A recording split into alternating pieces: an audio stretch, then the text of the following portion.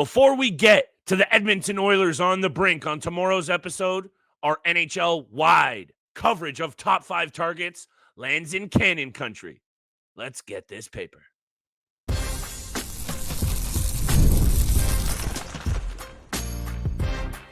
You're Locked On Fantasy Hockey, your daily podcast on fantasy hockey. Part of the Locked On Podcast Network, your team every day.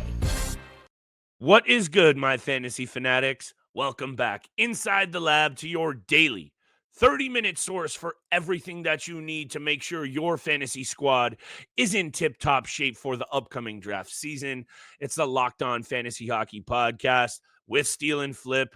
Shout out, as always, to the everydayers holding us down, making us your first listen every single day.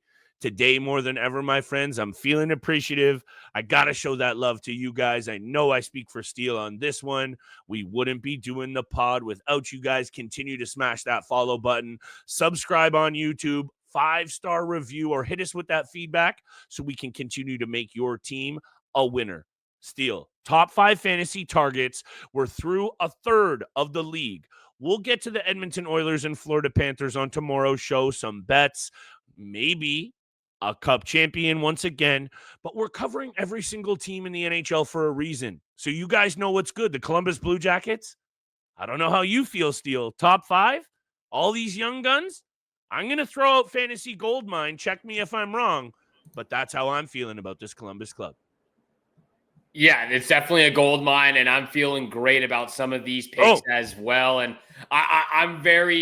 I'm looking forward to seeing your reaction about who I have at number 5 on this list, because there are some intriguing players that still make a difference for this team. You know, Dmitry Voronkov is one of my honorable mentions. He doesn't make it onto the list. Agreed.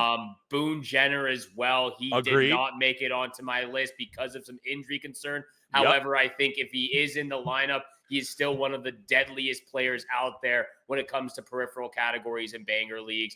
At number 5, though, and I assume you have Kent Johnson on your list. I have him at 5. I don't have him on the list. He's an honorable mention. And maybe this is where we start to go different paths and different routes. But at number 5, I have Matthew Olivier. And maybe this was a blip on the radar of a season for him, because he had a really good season, especially in our categorical leagues. Yeah. His pre-rank on Yahoo, he was ranked 391st. Can you take a guess, Flip, where he finished at the end of the regular season? Considering you're talking him up so much, and now I'm feeling bad about my Kent Johnson pick, I don't even want to throw a number out there, but let's say 60th. He finished 30th.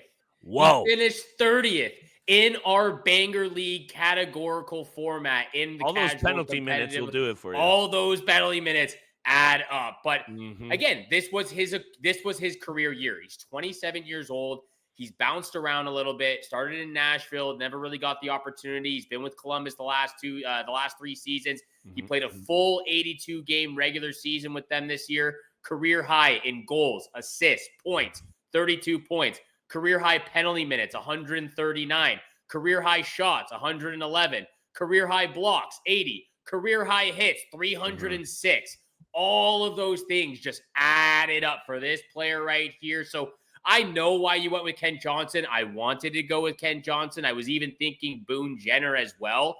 I had to go with Olivier because of what format you and I specifically play. Even in head-to-head fantasy points, he was number 4 on the Columbus Blue Jackets at the end of the regular season ranking on Yahoo. So even in head-to-head fantasy points, he was still a top 5 player for the Columbus Blue Jackets fantasy hockey-wise. And I think he deserved to make it onto my top 5 list because of that. I think statistically I'm going to lose this argument with you, but I think in terms of the eye test and what this player in Kent Johnson brings in terms of fantasy offensive production, I think is where I'm going to try and sway things here. Because, Steele, look, this Columbus Blue Jackets team finished the season 7-3-0 on a 6-game heater. I'm pretty sure they also reeled off 8 or 9 ugly losses, or maybe more, just before that. So you got the Jekyll and Hyde situation with a young club. but a very young club and only missed the postseason by 2 points. So it's twofold for me. Their offense is elite already. They finished with only 5 goals less than the Colorado Avalanche. They scored the same amount of goals as the Toronto Maple Leafs. We need to take a pause here as the fantasy community and recognize what is now going on with this Columbus Blue Jackets team. So I have Kent Johnson at 5 because, and I'll talk about it in 1 second, but what I wanted to also say is you said Voronkov. How about Yegor Chinnikov? How about Denton Mateychuk, who is an elite defenseman on the come up? And maybe, you know me, how I like to get overhype about these players maybe a year or two early, Steele, because of how much I'm invested in the keeper dynasty side of things. So year-to-year leagues, I don't say rush out there and draft Denton Mateychuk, but you better keep your eye on him because there's young pieces coming. Kent Johnson is going to benefit from that. 57 points in 68 games, Steele. When he returned from injury, he was an offensive dynamo. 3 hits, 29 block shots. I'm going to lose the argument to you in the peripherals. But in my opinion, there's a reason this player was drafted 5th overall only a few seasons ago. The Columbus Blue Jackets front office has also been killing it with their decisions up front, and we're going to talk about a number of them. So hit me with Kent Johnson's upside on the offensive side of things. 57 points in 68 games. He's a 70, 80-point player. So I'm going to take him for the offensive value at 5. Who you got it for?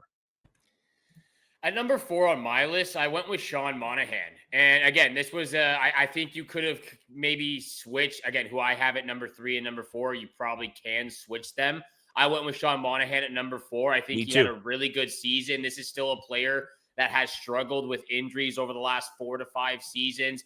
Obviously, with what has transpired for the Columbus Blue Jackets organization, the whole entire family members of Johnny Gaudreau. This was a special season. This was a heartbreaking season for everyone. And it meant so much for Sean Monahan to play in Columbus, to support the Gaudreau family. Shout out to the Gaudreau organization. Rest in peace, shout out to them. For sure. So I have Monahan at number 4 on my list because even though he missed close to 30 games on the season, he was still a point-per-game player. 57 points in 54 games, a plus 19. Doesn't shoot the puck a ton. Still had 128 shots in 54 games.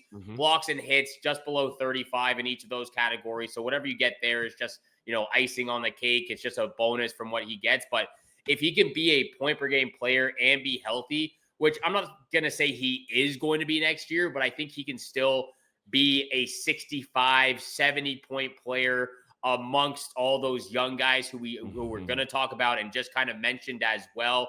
If he still plays somewhere in the realm of 75 games potentially, I think he can still put up 65, 70 points as that veteran, as that number 1 center in Columbus. There's a reason he went there.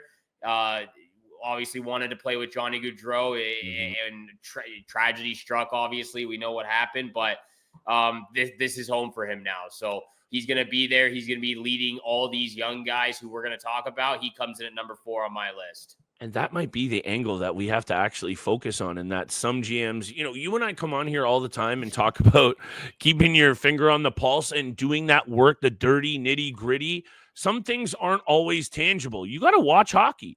And what's happening here in Columbus is seemingly putting Sean Monahan in the perfect spot to succeed as a veteran who doesn't necessarily have to. Yeah, he's going to be a leader in terms of off ice and vocal, but he doesn't have to shoulder the load of offensive production when you got Fantilli, Marchenko, Johnson, Zach Werenski, and a whole bunch of guys on the come up.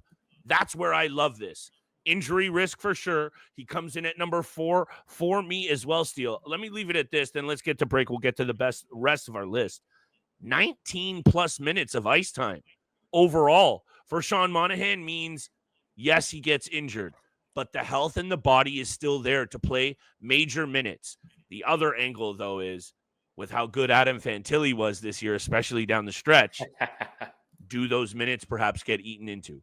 We'll talk about it along with Adam Fantilli, along with the rest of what I think you should be tapping into big time in terms of fantasy gold mines this season in Cannon Country with the Blue Jackets. Today's episode is brought to you by our friends at Monarch Money.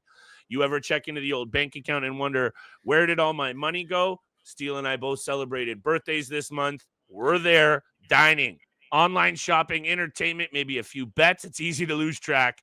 That's where Monarch Money comes in, your personal CFO, giving you full visibility and control over your finances. Monarch Money isn't just a budgeting app. It's a complete financial command center where you track all your accounts, investments, and spending in one place. Managing your money, stop it now and start building your wealth. With Monarch Money, take control of your finances. Today with Monarch Money, use code LOCKEDONNHL at monarchmoney.com for 50% off your first year. That's monarchmoney.com. LOCKEDONNHL is the code for half off your first year.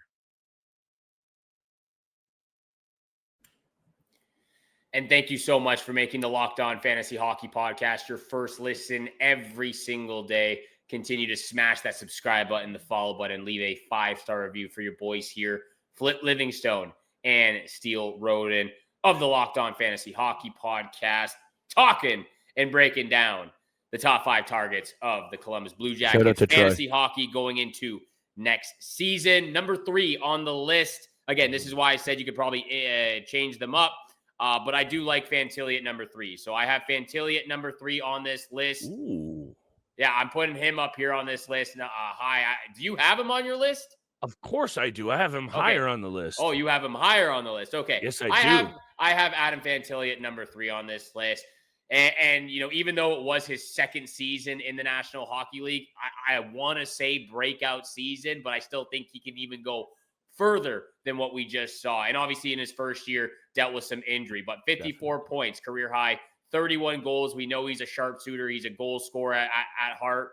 31 goals, 23 assists for 54 points, a +4 compared to a -21 in his rookie season. Also got 2 minutes above his average ice time of his rookie season. So went from 15 and a half to 17 and a half, went from 115 shots to 191.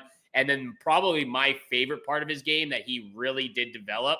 Again, it was kind of there already in his rookie season, but the physicality that he brings. He's 6'2", 200 pounds, 113 hits, 56 blocks. He's one of those guys who I can really see just really elevate his game on all aspects of what you need a true number 1 center to be. And you kind of see that from him right now again, he's 20 years old. You're seeing him add the physicality. You're seeing him put his body on the line and blocking those shots. You're seeing him take those opportunities in the offensive zone and capitalizing on those goal scoring. His shooting percentage went from 10 to 16.2 in just 1 year. I think he's an incredible, skilled player who, again, if he does eat into Sean Monahan's time and maybe takes over that first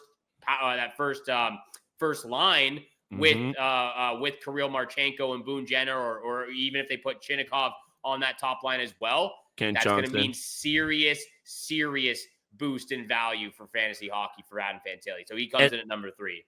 And that's exactly why I think with what we saw, Steele, this guy scored 10 goals down the stretch in the final 12 games for Columbus and was a big reason why they almost made the playoffs. And this isn't me getting at you because we're splitting hairs here now. I assume you got Marchenko at 2 because that kid is special as well. And I'm invested in him as well. So I would say everyone's going to be after Werenski. There's going to be, unless you are drafting in a really advantageous situation, people are on him. Fantilli and Marchenko, I see a lot of kind of sneaky value here, Steele. And those 10 goals I mentioned down the stretch, they weren't cheapies. All 10 goals came at even strength for Adam Fantilli. He's starting to find his game. We will tell very early on, I would say, for this player next season, Steele, whether he's arrived in terms of you can expect 65, 75 plus points every year, or if he needs another developmental year. To me, I'm still going after him, and that's why I have him at 2. Let me talk about Kirill Marchenko. As long as you're good as me saying this, I've been throwing out Marchenko's name. You know this. 31 goals from this player, to me, is bottom. It's basement. This guy can honestly shoot the puck along with some of the best in the business. 74 points this year in 79 games. I love the swagger. He's got a big frame.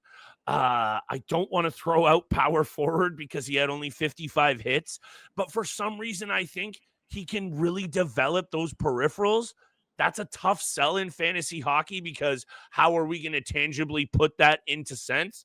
55 hits this year, Steele, identical to the year before. I love this player. Thank you for being higher on him than me because I want to hear about it. But maybe it's perhaps us buying into the Columbus Blue Jackets overall.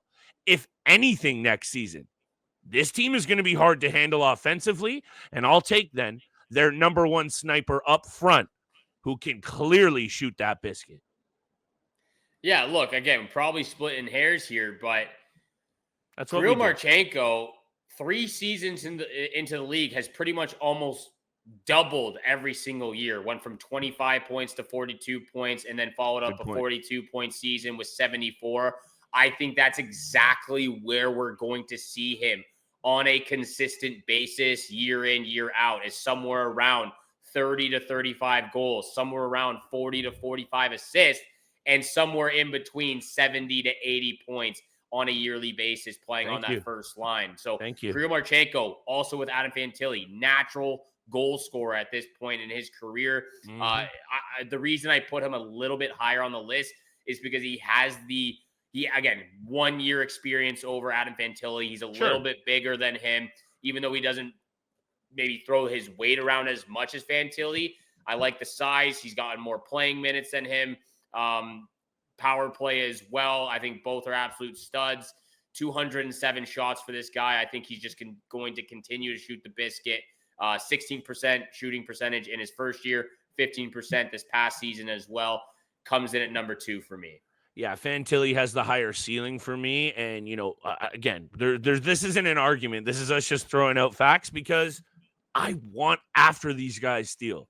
You and I have to come on here and give our takes. We got to tip our hands.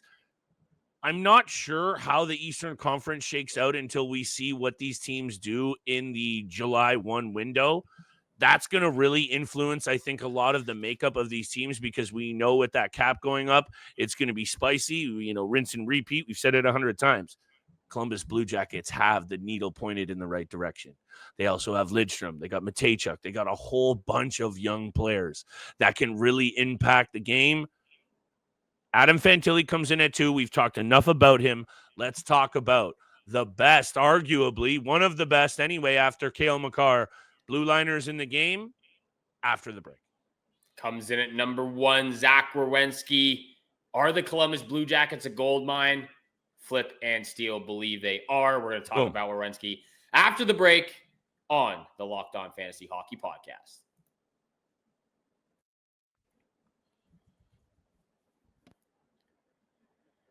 And once again, thank you so much for holding us down through the summer season on the Locked On Fantasy Hockey Podcast. Hit that subscribe button, the follow button, leave a 5-star review for your boys here.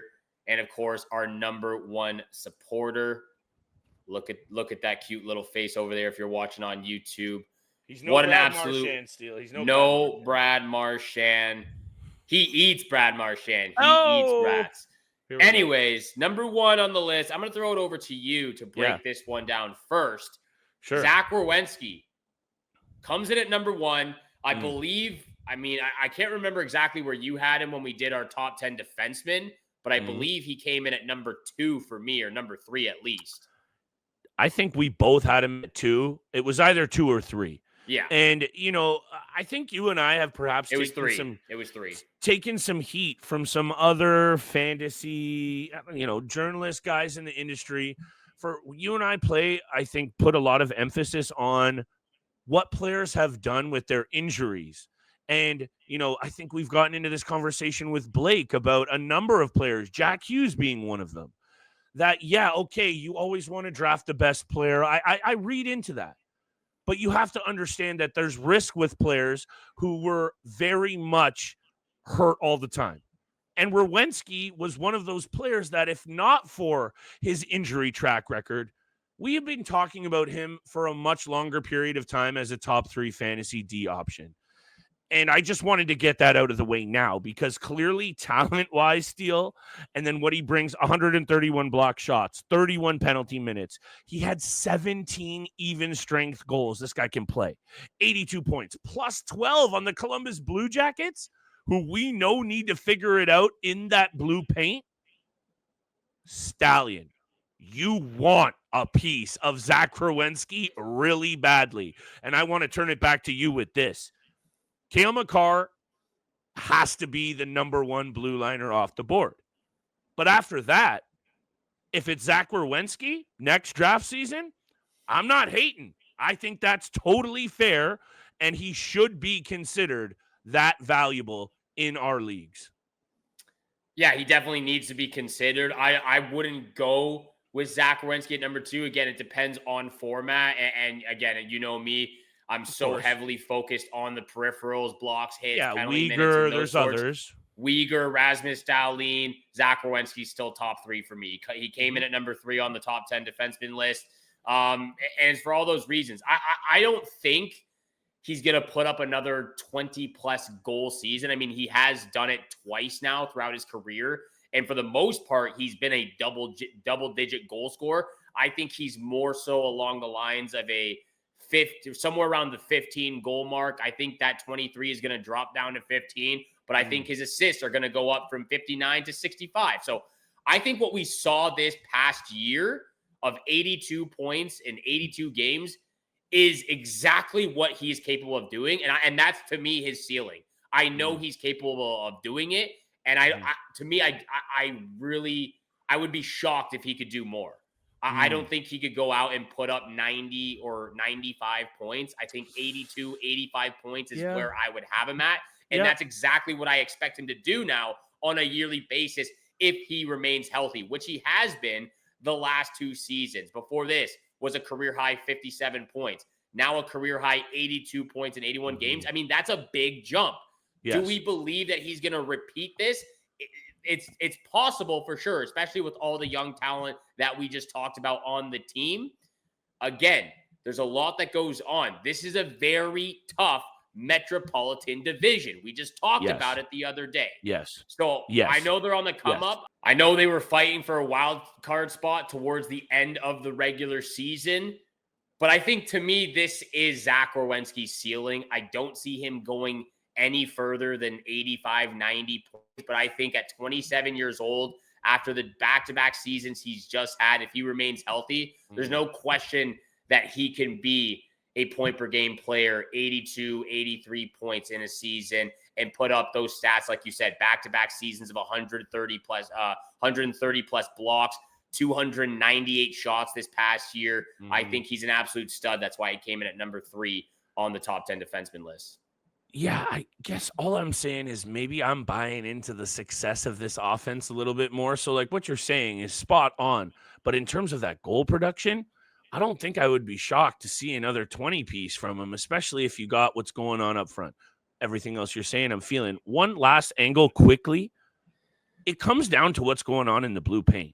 Because if they can find somebody to be consistent in there, we've spoken about how important it is, especially for young teams, to have that confidence that if you do blow a play, you turn the puck over, you miss an assignment, a bad shift, that someone behind you can make the save. Elvis Merzlikins is not that guy.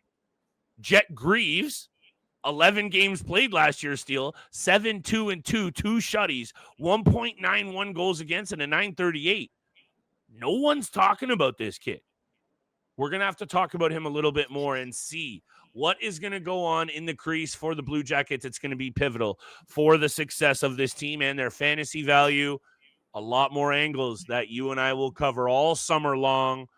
Monday mock draft, September. We're right around the corner already, Steele. Let's get after it to make sure our listeners are ready to get that loot. That's what we do here on the Locked On Fantasy Hockey Podcast, giving you all that heat, that insider information so you can win your Fantasy Hockey League championships. Thank you so much for making the Locked On Fantasy Hockey Podcast your first listen every single day. For your second listen, you must go check out the all-new Locked On NHL Game Night. Every game, every night, until a Stanley Cup champion is crowned, which could be tomorrow night. Get local analysis on a national scale. Find NHL Game Night on Locked On NHL on YouTube or wherever you listen to your podcast. From your boys here, Flip Livingstone and Steele Roden, we wish you good luck with those bets, and we shall see you back here again tomorrow. Peace.